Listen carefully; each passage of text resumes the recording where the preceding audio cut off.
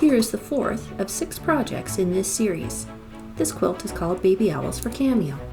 I had a Susie Shore pattern for owl pot holders that I adapted into applique owl quilt squares.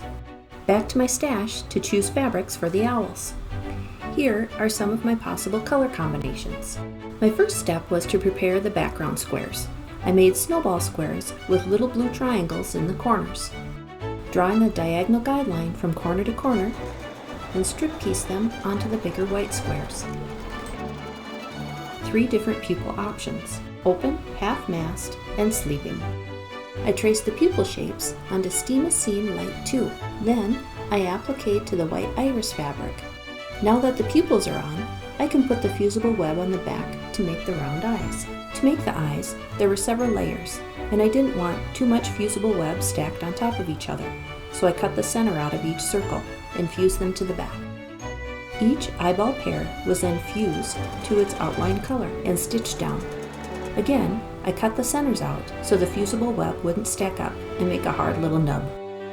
Here's 18 little eyes ready to go.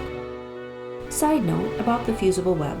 I use light Steam a Seam 2. I like it because it has paper on both sides and it's tacky like a post-it note, so I can reposition my shapes. And now with the owl body, I'll cut the centers out because a big sheet of fusible web can also be stiff and ripple and bubble. Blue baby owl cut out, wings, beak, and eyes placed. I cut the wings so they would sit flush with the baby owl, then fuse the owl to the quilt square. For the applique, I use a tight zigzag stitch to go around the body first, then wings, eyes, and beak. 9 baby owls sitting on a quilt. My idea was flying geese for a framing border, so I made a bunch, squared them up, and started auditioning them. I settled on a side-by-side and added another royal blue border. Onto the quilt sandwich. Top, batting, and back, all pinned together. The first step in quilting was laying my anchor lines down, but I wanted to highlight the snowball corners, so I drew a guideline to frame them out. So down the sashing lines, then out and around the square, set on point in the corners.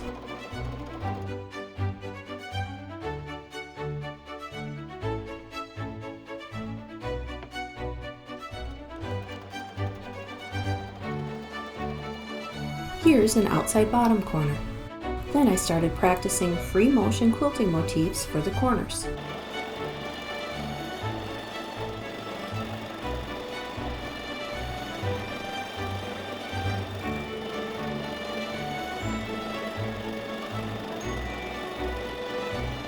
This is a Lori Kennedy motif called Square Flower.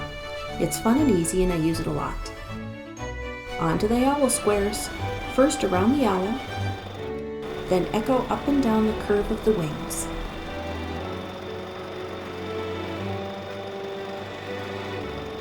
Around the eyes and beak, and finally up and down the body. This is the back.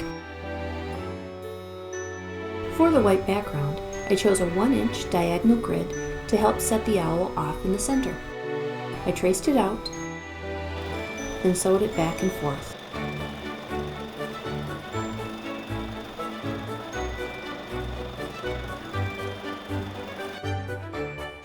Front and back. I was unsure what to do with the final border.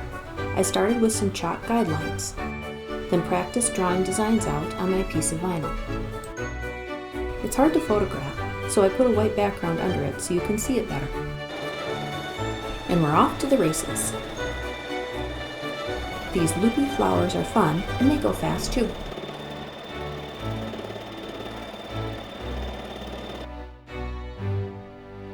Then a wavy double-line border.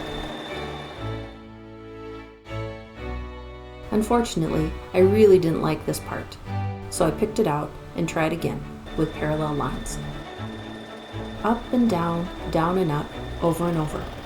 It's fun to get in the zone and lose myself in it.